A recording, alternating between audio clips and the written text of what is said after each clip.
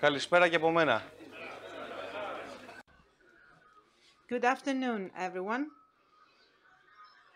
Good morning still. Anyway, for those of you who don't know me, today I'm representing Premier Fire, the company that we have that provides fire safety services. But my background in relation to firefighting is that I am a volunteer firefighter at the fire service since 1999. This is the relationship that I have with the operational part of firefighting, which means that I can talk based on my experience in relation to the volunteering part of firefighting, not necessarily as an operational officer, because it is a given that when we respond to an incident, we don't have a coordinating role. However, because my job, my profession is in fire safety and building fire safety, I leave the behind the scenes part in a rather intense manner. This is what triggered me since 2011, and I have the opportunity to travel abroad to participate in different training programs on operational matters and other things that give me the opportunity to see things, learn about things that concern me. So, I have to say that the incident in Falera in 2014 with Maggio was what became a starting point for me to do this PhD that you see that has to do with the organizing and standardizing firefighting operations. Part of my PhD thesis has to do with crew capacity and their relationship and association with the effectiveness on the firefighting and rescue operations. So this is what we're going to be discussing today. The sections of the presentation, the main factors for organizing the firefighting and rescue operations. We are going to talk about models of responding and the firefighting means. We're going to talk about some related research, the importance of training and procedures, SOPs and SOGs, on the success of firefighting operations. This is something that Carl discussed yesterday, so it's a very topical issue. And then we're going to talk about the operational risks due to the lack of having standardized procedures. So by starting, we need to ask ourselves, why are we doing what we're doing? We as a group, why are we doing what we're doing? The firefighting service in Belgium, in Greece, in France, in wherever, why do they do what they do? Why aren't they using patrol cars in specific areas? Why are, for example, respond with two appliances to vehicles? Why do they have a night shift in this area and not in the other? Why the station at Oaxaca is placed there, not at a different location? And once we do that, we also need to ask ourselves or to look at what we do, what we should be doing. We have an incident, then we arrive, we're the first responders, we have to develop a hose line in order to attack the fire. How are we going to do that? Is everyone going to take a hose and just go on and whatever? Or we respond to a fire, to a car accident. How are we going to do what we need to do? Who's going to cut? Who's going to stabilize the vehicle? Is there a sequence of events, or are we doing more or less what we think we should be doing? And so this is the gravity of documenting. This is what gives us the answers, and the answers why we do what we do. And documentation comes through data. What Apollonas discussed yesterday and Peter before, the fire service or the services that respond in different incidents has the opportunity to analyze different data that explains why we do what we do, because we need to be able to say that I put my patrol car there because that reduces my response time, because I know that in that area we have incidents, a lot of incidents with high-risk incidents for the population, and because I want 8 minutes now to get there, I have a patrol car, and that reduces my time to 4 minutes. That's a point of documentation. And also, in order to request money, I don't know how funding of the fire service takes place in Greece, but abroad you have to document why you are asking for money. If you approach people that are not relating to the object, they don't understand the qualitative data of the job that you do as a firefighter. You have to explain, we need this money for this reason. And then they will tell you, okay, but why can't you reduce your staff, for example? Why can't you do this or the other thing? So documentation is very important in explaining why we do what we do and how we need to do it.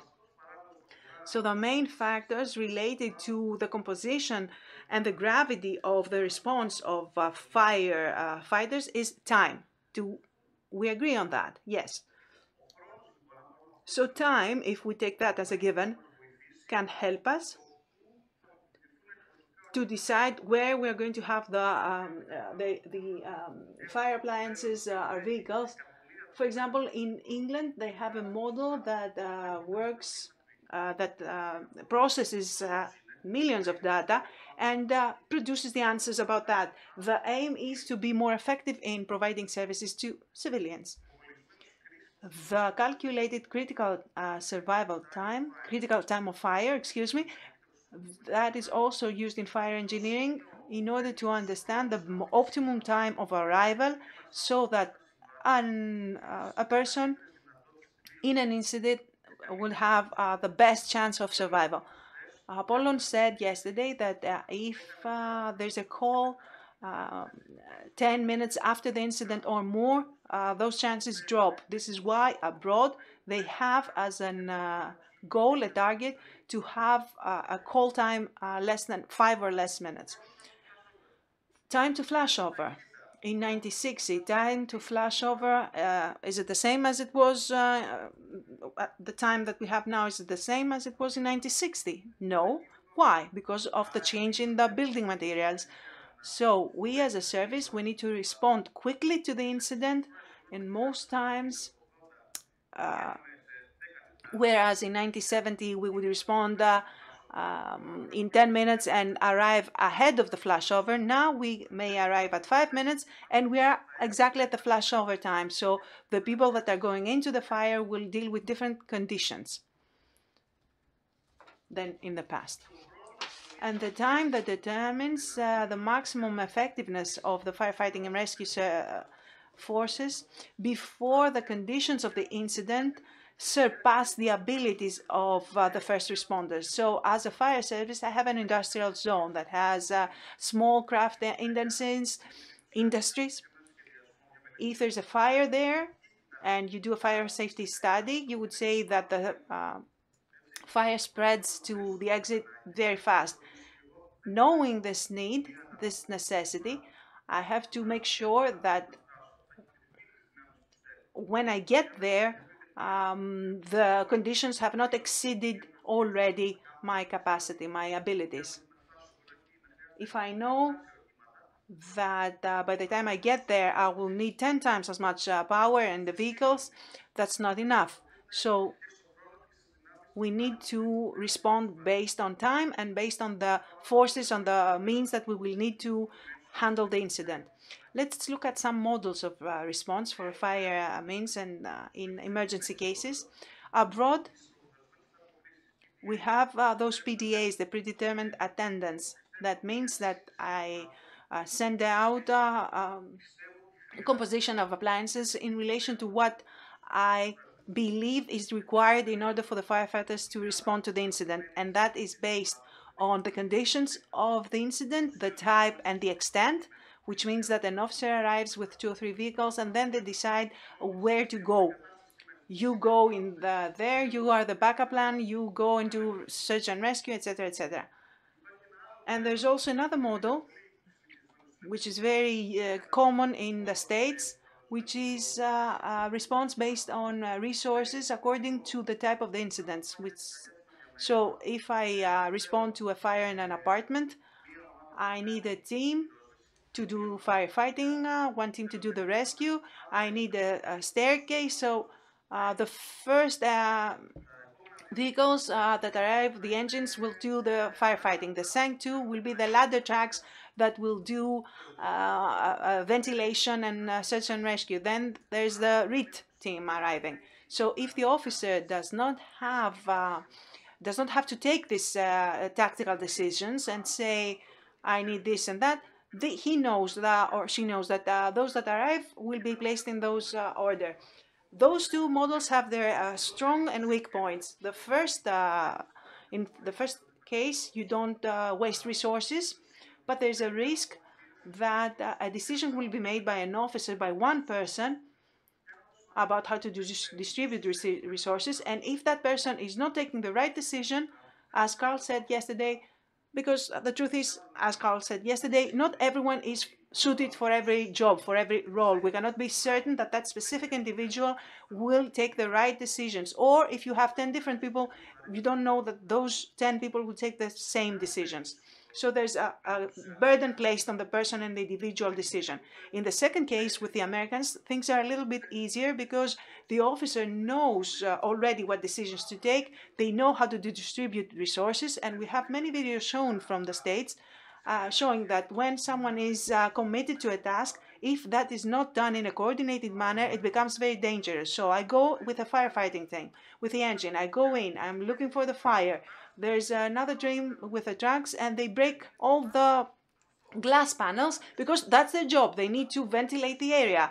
So if they don't work with me and they start breaking the glass, then ventilation changes and I become a pancake inside. This is something that's a common occurrence.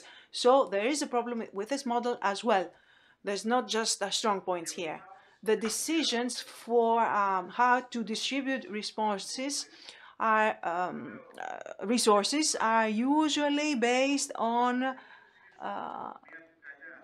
the assessed risk. So I do a risk assessment. We have a fire in a house, an apartment, whatever. The risks associated are those and those. So I believe that according to the tasks needed to respond to that incident, I'm going to send 2 or 3 vehicles, engines. And supporting the initial resources with additional power may also be done in a coordinated manner. We are going to discuss that later. Let's see what happens in other places where they have the PDAs.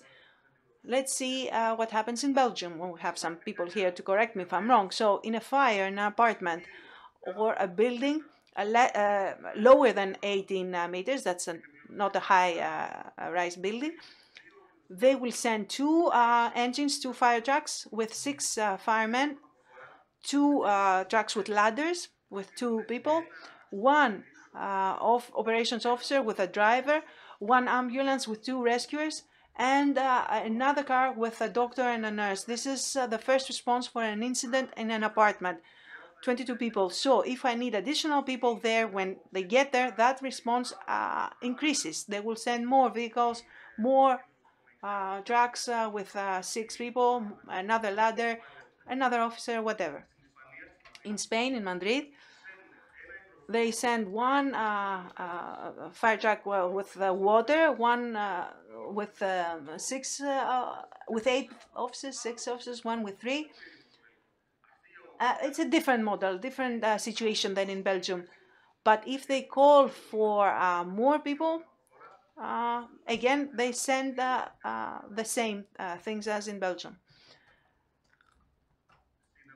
Now, in Australia, for a similar incident, they use 5 fire trucks with 5 fire people, firefighters.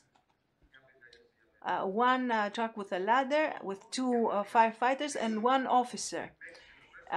In total, 28 people. In Hamburg, in Germany, again, different composition, sending out 17 people. So the numbers are different. It's not the same, even though they respond to the same incident. Why is this difference? Because they believe that the needs for this incident require this type of resources. And this has to do with the tasks that each of them assumes.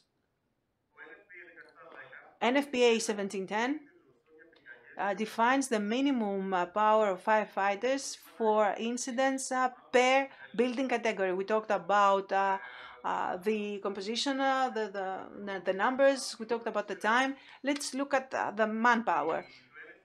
The NFPA 1710, well, NFPA is a guide with best practices. It's not the law. It's not mandatory for the fire services. Some implement it in their policy,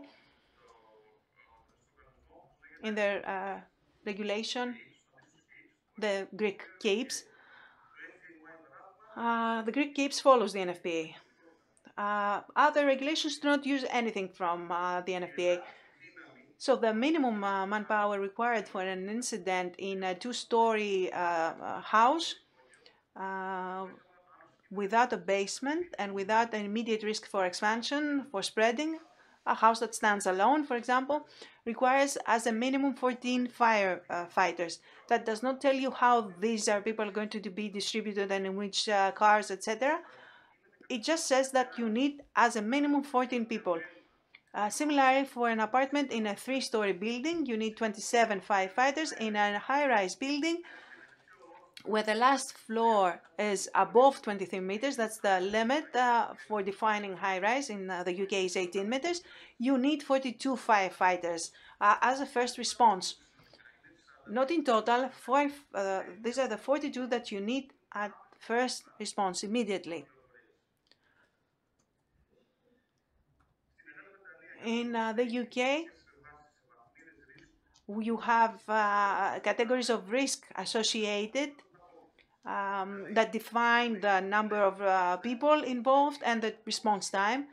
For example, the minimum predetermined dispersal at a fire at a house with two vehicles is 10 firefighters. But if you need more people, you will have additional resources, including a final investigation unit. And the medium calculated time, estimated time for response is 6 minutes. For the second vehicle, it's 8 minutes. In West Midlands, they classify risk based on the hazard. So when there's an immediate hazard for human life, you have immediate risk. The vehicle must be there in 5 minutes. For category 2, where you have incidents with reduced risk for people, it's 7 minutes. Category 3 is, again, even lower risk, is 10 minutes, and 20 minutes then for the other category. So we have different models that document with different ways the requirements. So I ask the question, the composition of the crews depends on the required tasks and the number of firefighters required to complete those tasks. In all incidents that we're going to respond, some tasks must be carried out, and in most countries abroad, at least the first actions have to be more or less the same. So if we have a fire, we're going to have a hose line, we're going to use rescue tools, etc. Now, if you look at an urban fire, we have, for example, the chief officer there that assesses the incident. How many people do you need as a minimum in order to fight the fire? It's a simple fire in a house. How many? 3. Others? Other response? The minimum. 2. How many for search and rescue? 2. How many to handle the pump? No, don't give me the Greek reality. The minimum number. How many? 4 and 1/5 to manage the pump, to transport tools. The same guy, okay? And then tactical ventilation. In London, things change. How many? The turnover is every 4 hours. They change. So you go there at the incident, you work for 4 hours, and then you change. They switch you. And if you use the SCBA once, then you go out and a different crew goes in, which means that for a fire at the basement, when I worked at the King's, the University of King's in the UK, in the fire safety division, there was a fire, an arsony at the basement, the second basement of a building that we had. And the regulation and the fire service in the UK says that in each fire compartment you have to have a team with a hose line, which means that you entered the lobby at the staircase. There were the doors from the lobby to the corridor, one door, one line of doors.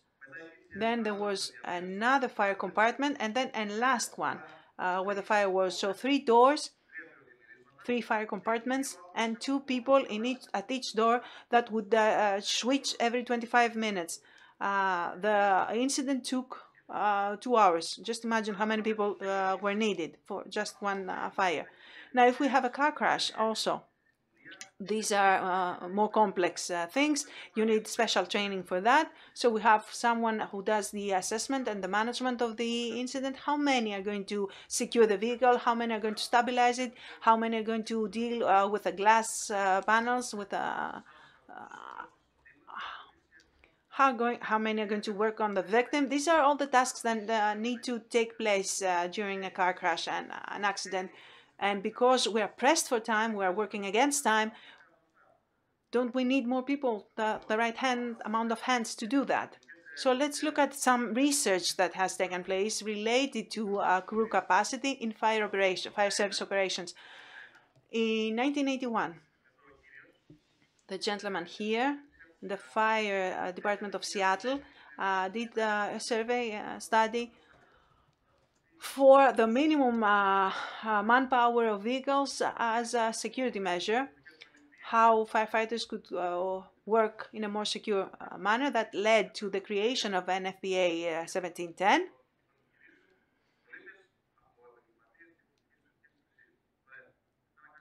So he discovered that crew capacity is the more critical factor for effective and efficient firefighting operations. That's the key here.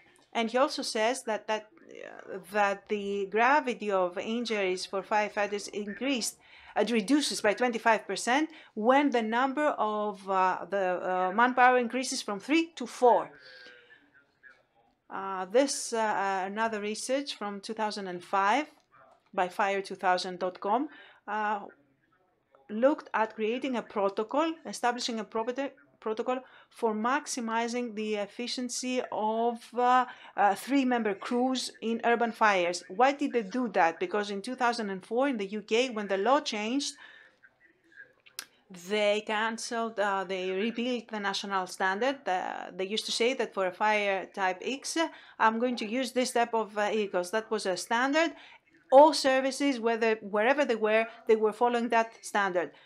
After that, because they wanted to see not how to save money, but just to document why they're spending this money, because they are agencies that evaluate what you do. They are not firefighters. They don't understand this data. So they said that, okay, I want you as a service per district.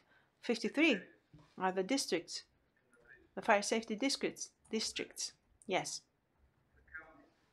The counties, fire counties. Okay, 50. So each district would have its own risk management plan to assess the particular risks they are facing. So that's a bit of an oxymoron, because if you have a fire in an apartment, either in Leeds or in Manchester, the risks are the same. So the people that were doing the financing, they said that in order for me to give you the money, I want you to document why you do what you do. And when these people are not understanding the data, the qualitative data that you give them, then they go, okay, why not go with three-member crew, a three-member crew? Why do you need 5? And that's the result where in Kent, for example, where the chief there comes from HR that has no firefighting background, and he says there will be just one person, not 3, and the other, there will be one person at the station and the others will be on call.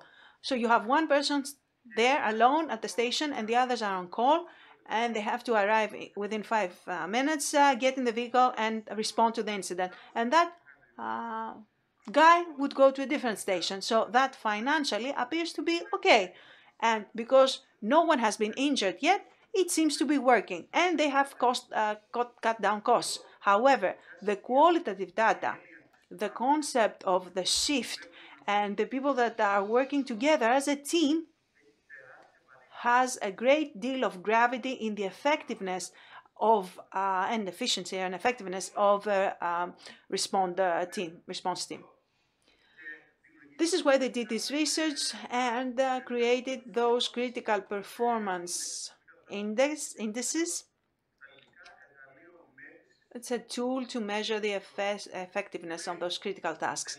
And they say, the researchers here say that the efficiency and safety of the firefighters reduces greatly when the available resources are insufficient. So the three-member crew is insufficient. Three-member crews have limited capabilities, which means that they will be able to carry out only 23 of the critical tasks that are required to respond to an urban fire. So we say that you have to do the reconnaissance, we have to do this and that, you have to do the hose line. So all these tasks can be completed successfully just at a rate of 23% by a three-member crew. So Mercier in 2007, a different study research to evaluate the composition of crews in the States,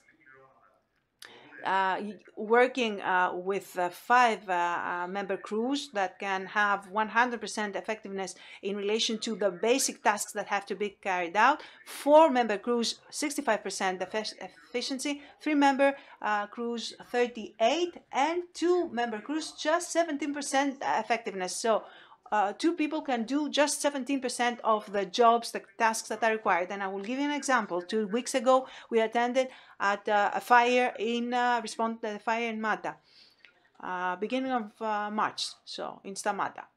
What are we going to think?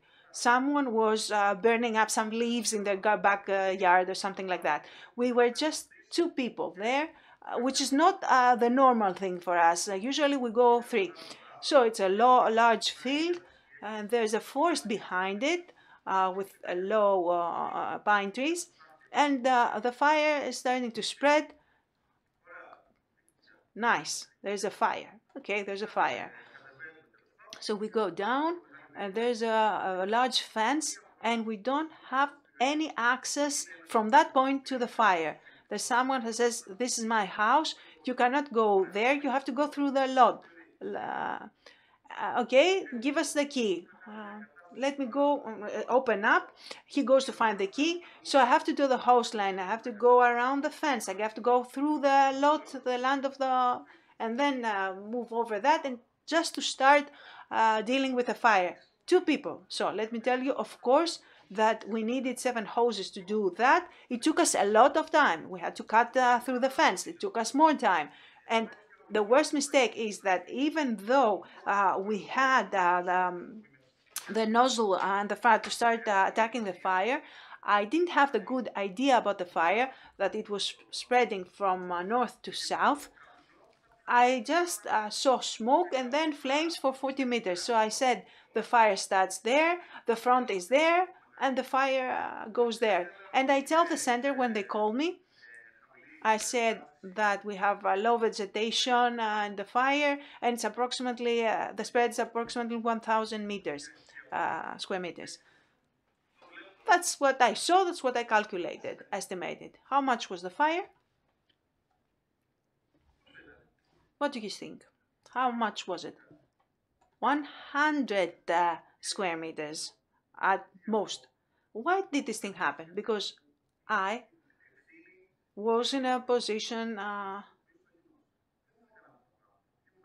if I were in a position there to do the right thing, I would go to do the assessment and the reconnaissance and give the right information. But at that point, I had to do other things, so I gave them wrongful information. And I requested more manpower when it was not necessary. And that was not by inexperience. It was called because at the time when they called me, I was doing the hose line. I didn't have a good visibility. I didn't have a good understanding of the situation. there was there were two different points of fire at a distance of 40 meters. I didn't see what was happening in between. I thought it was the same thing, but it was just two different small fires. So that was a mistake, which was not important in this case. It was not severe, but it could have been in a different case.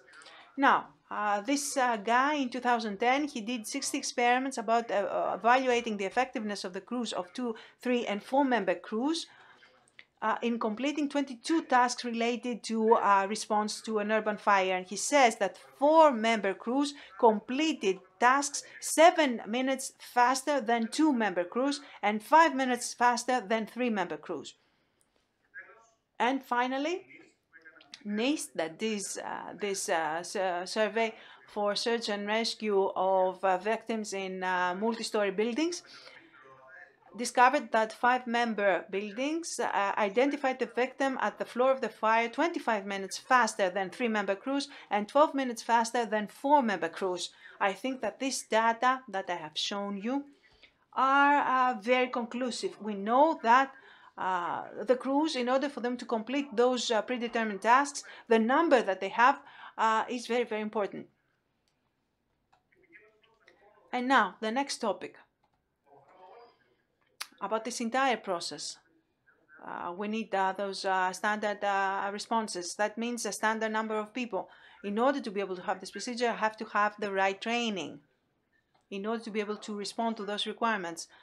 This is the answer to how we do what we do. In order for us to carry out the 22 tasks that are required, I need to be trained for them. And that is, there's a correlation here. You see that you have the composition of the crew that has to do critical tasks. Those critical tasks have to be, you have to be trained to do them, and the composition of the crews will determine how many people are going to carry out those crews. All those things are rated in the center. There's training. So training, in order to be able to respond, what you have to do? Training has to be standardized. Since we're talking about standardized procedures, for me to be able to respond to a standardized, to carry out a standardized procedure, that requires for me to be trained in a standardized way. Otherwise, maybe I know that I need to install a hose line, but how am I going to do it? To lay the hose line. You have to be, training has to be based on documented practices, a combination of experience and science. Experience has a lot to give in firefighting. There's knowledgeable, there's a great deal of knowledge in those that are experienced, in the older firefighters. And I will give you an example that may appear funny to you, but it's something that I keep in my mind. I was a volunteer at a fire at a mountain in 2006 and 7. Excuse me, it was an urban fire. There's a fencing around the fire at the height of the neck approximately. We were going in and out. There were many vehicles there, many trucks, and there was an older guy, a driver, who goes and finds in some dumpsters, he found some garbage bags and tied them on that fencing, on that wires. We didn't think of the danger because the sun was going down. We didn't think of the danger that we would be facing going through those wires and the fencing. So he marked them using those garbage bags. That came from experience. But we also need to use science. For example, how can I convince a firefighter that is at the job for 20 years, working with urban fires and working with high pressures, how can I convince him that what he's doing is wrong? He will tell me that I've been doing that for 20 years, so I must be right. But we know through science that the liters of water that you give in those cases are not enough with the high pressure hose. When you go with a high pressure hose in an urban fire, it's like driving at a highway without a seatbelt, at the high speeds without a seatbelt.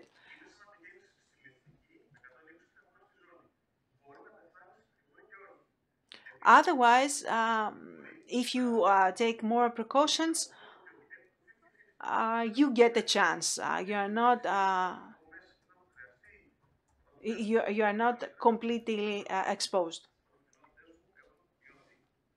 You don't reduce your chances as well, so as much. So you need to have a combination between experience and science, and this has to be based on the different tasks according to an incident. You have to consider that what you need to do, how you need to use the hose, what each of one has to do. When I take driving lessons, I get in and I follow a particular sequence of actions. It's a process, it's a sequence of things that I need to do. Same thing for a fire. I will give you an example here. It's not something that is a given, but I could give you an example of how you can have the composition of 5 people, a protocol, if you will, in an urban fire. You have the chief that does a reconnaissance, information, managing and evaluating information, a risk assessment,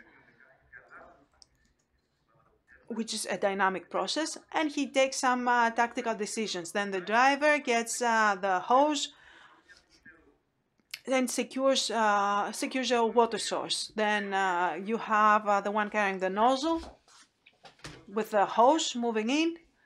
You have the assistant, and then there's a general assistant who gets a pre-connected hose, maybe a Cleveland roll, whatever, Denver roll, whatever you use, and to go from the water source, from the fire hydrant, to the team that attacks the fire. He can help around the corners, for example, or help with the tools, whatever.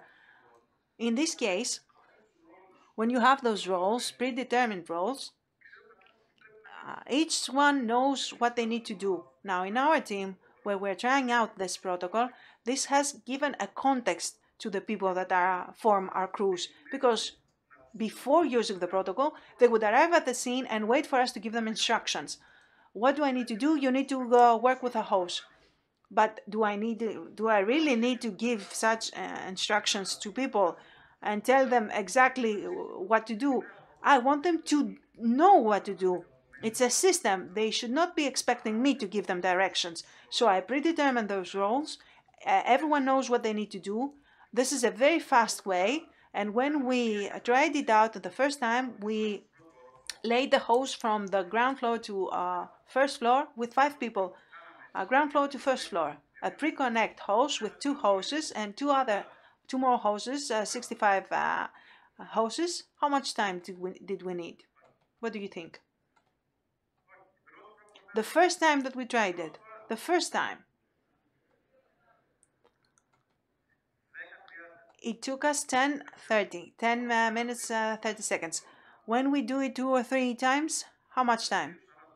2 minutes 40. 2 minutes 40 seconds. This is how much we reduced the time by using a standard routine where everyone knew what they had to do. We had this significant reduction in time, less than 1/4 of the time.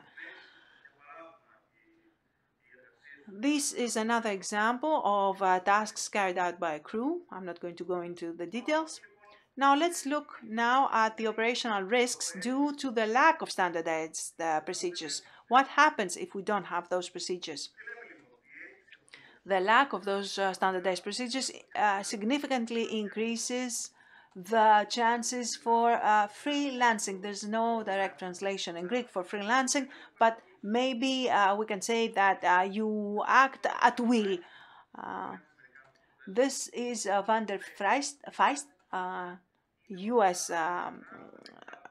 American firefighter, who says that freelancing, by definition, is when individuals work independently, assuming tasks and acting without explicit knowledge or consent of an officer, etc.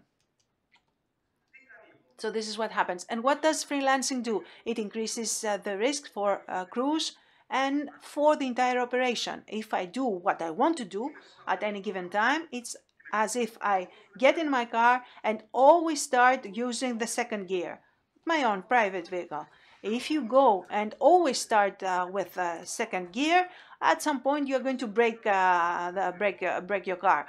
So if I always do in an operation what I want to do and there's no coordination between everyone, something will go wrong at some point. This may be created at different levels of the incident management, which means that if I do something wrong, or rather if I do what I want to do and the person next to me does what they want to do, and then it becomes a chaotic situation, which means that everyone is going to act in a chaotic manner.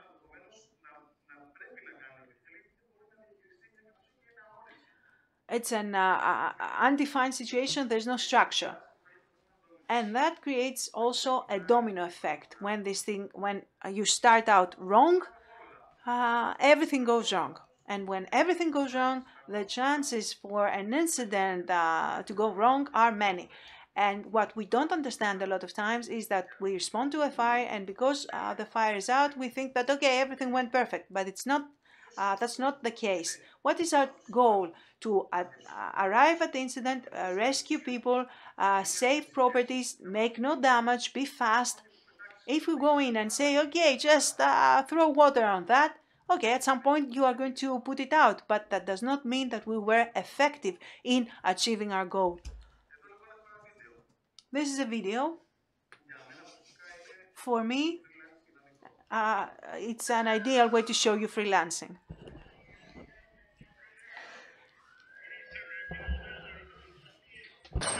He's there now. Λοιπόν, κάνει αυτό το όχημα. Έχει ένα-δύο άτομα. Εμφανίστηκε ένας τρίτος. Τώρα που ήρθε αυτός δεν ξέρω. Αυτός κατεβαίνει πολιτικά.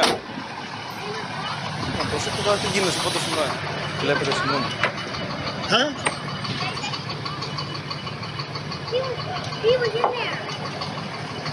The red shirt? Really?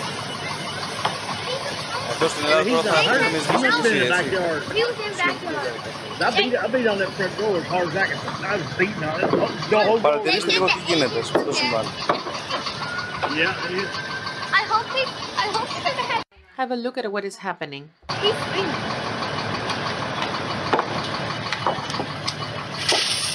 There you go. We're going to have it put out in 2-3 minutes. Εξηγήστε μου τι κάνει τώρα εδώ. Τι κάνει. Look at what he's doing now. Gas line. That guy? He's probably in his backyard. Τι κάνει. Βαράει με το κανόνι απροσδιόριστο. What is he doing? He's just not aiming, he's just throwing water. Τι απευθύνεται πάνω στη γη. Σκάει μύτη εδώ ο φίλος μας. Sleeping in that house Or any night. Είναι ένας άλλος πίσω με κατάσταση. There'll be a brand new one there before too long. Αυτός ρίχνει στο πάτωμα.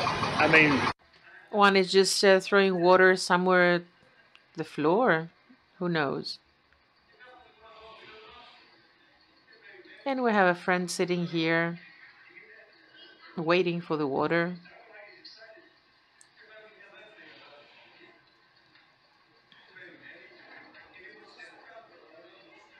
And there he's waiting. There's a woman coming. She's doing something, whatever.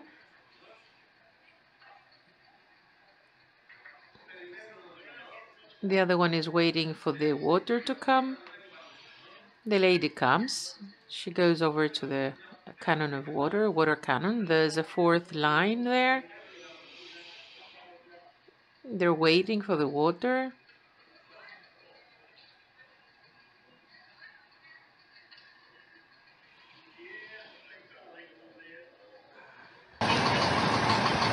How much pressure there is, how we know we can. Και περιμένουν κι άλλο. Και ξέρετε, να βάζει το κανόνι. Και είναι κάτω να λέει ρε παιδάκι, δώσε νερό. They're waiting with the cannon, the water cannon. The other one is asking for water. Be a gut puncher. Look at it though.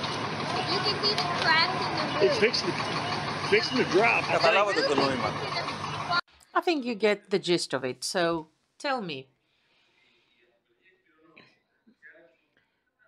what would any officer do seeing that? When you arrive at the scene and then you see that, what would you do?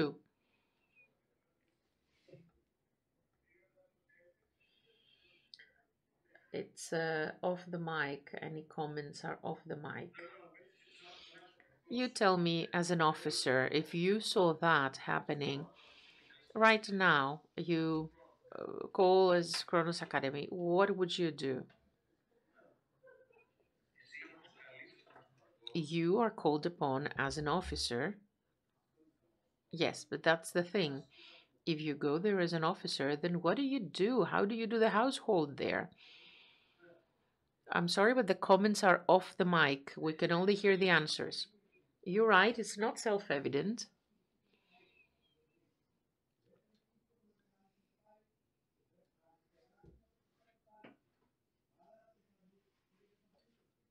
Off the mic. Εγώ δεν νομίζω ότι είναι αυτή η περίπτωση εδώ. I don't think this is the case from the case study.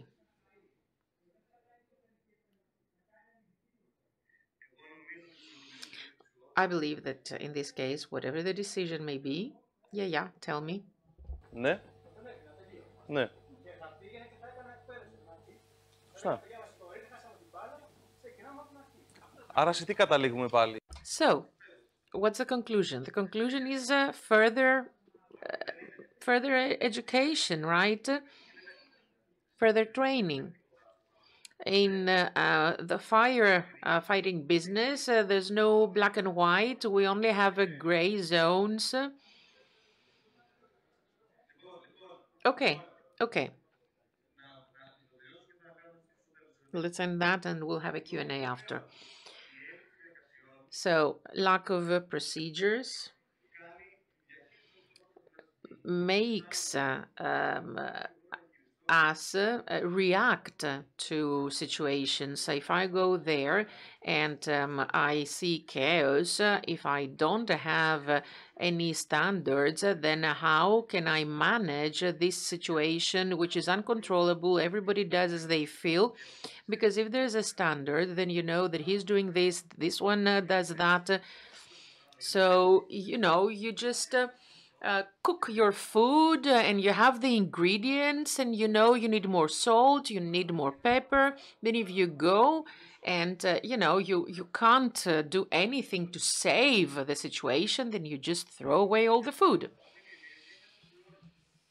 So also, when we don't have any standards, if we don't have any procedures in order to find out who made the mistake or what the mistake was, then there's no liability. So if the center sends vehicles to a certain area and they don't respond to that particular incident, it is the process, the procedure that will be criticized and not the officer. If there's an injury because some fire person volunteered to attack the fire or whatever, then normally it's the officer at the scene who is responsible. We have to know which part in the chain of command made the mistake. We have to find the liability. So we need to have a procedure. I guess the liability is personal in this case, but yes, but what happens in Greece? Comments are off the mic.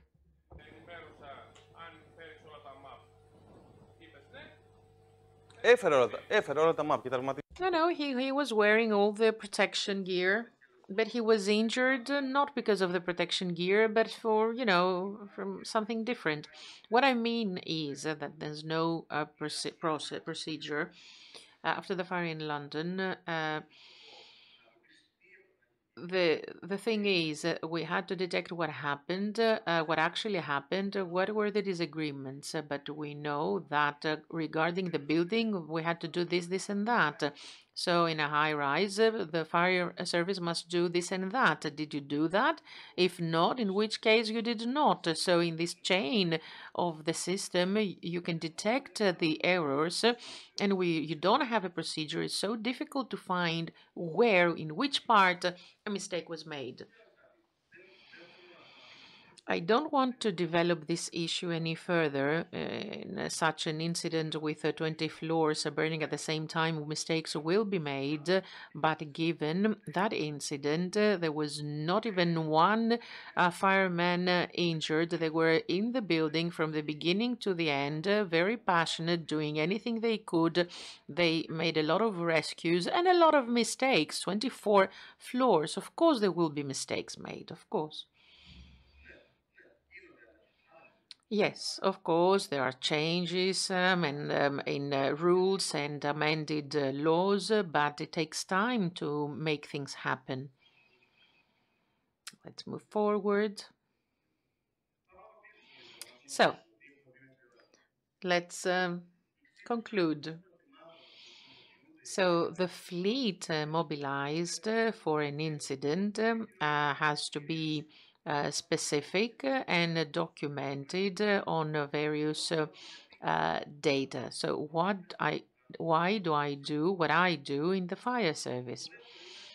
Second, predefined responses need protocols and standards that are dealing with job profiles or duty profiles for each and every incident. So we asked and answered to why, and now we go to how.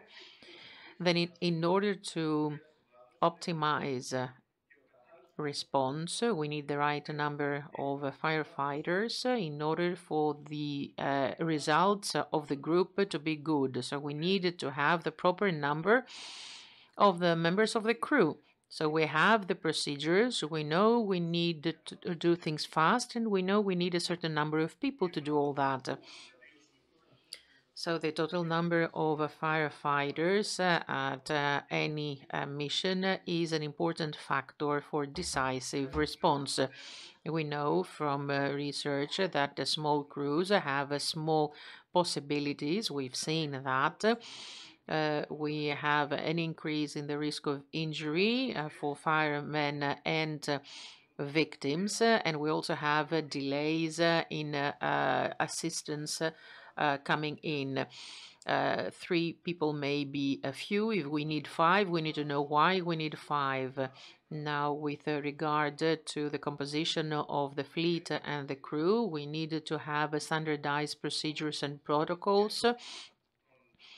As in the case of the intervention of our resources that is standardized. I think that the training of firefighters should also be standardized with a system from A going to B to C, etc. And we also need to have a hierarchy and accountability that are clear-cut. Who is responsible for what and when? Without all these priors, then we have a lot of freelancing, doing as I wish. Hello?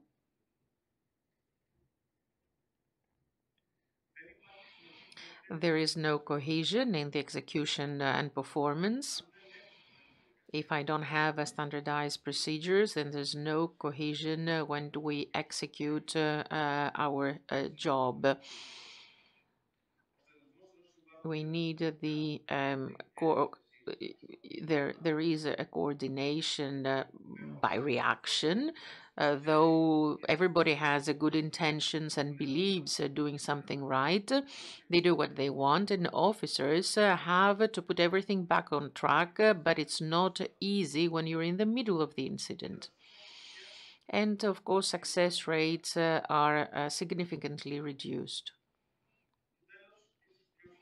Finally, what is even more important is that we have an increase in the possibility of harm and injury when there are no protocols and memoranda to upkeep and execute. I think we all agree time is against us. Thank you. If you have questions, I'm here.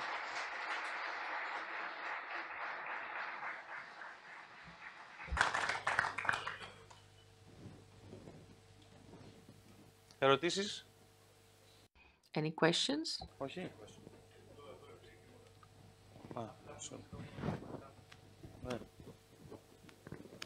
Ευχαριστούμε για την παρουσίαση.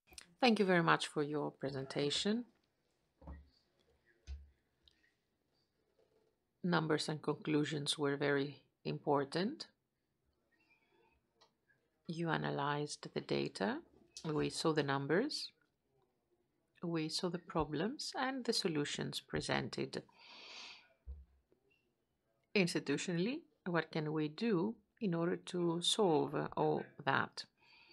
What is important? I'm not a firefighter myself. I'm not in the fire service. No, we need your viewpoint. Yes, I'll tell you my viewpoint because I always assess what I see from the outside. I'm not inside and I don't know all the internal stuff. What it takes is to analyze data. You need to analyze, you have to answer why you do what you do and how do you do what you have to do. Are these correct? Next step, after you have concluded to certain things, there is so much experience even within the fire service. You have people with lots of experience that can help you put everything on track. What happened? I'm sorry, I'm receiving a call. Λοιπόν, ξεκινάμε από αυτό. So the basis is why do we do, how do we do what we have to do, and then put everything step by step, standardize it, record it. This is the basis of everything. And then if you have the know-how, you can document, there's the knowledge, then you deploy everything. I've done lots of trainings abroad with various certifications. I've received trainings from the, I don't know, Japanese, French, German, whatever. In Greece, fighters have special characteristics. They can solve problems that are beyond standardized procedures, but you need to take all that and make it an advantage. There is a talent, of course, in the fire service. Yes, I'm very sorry.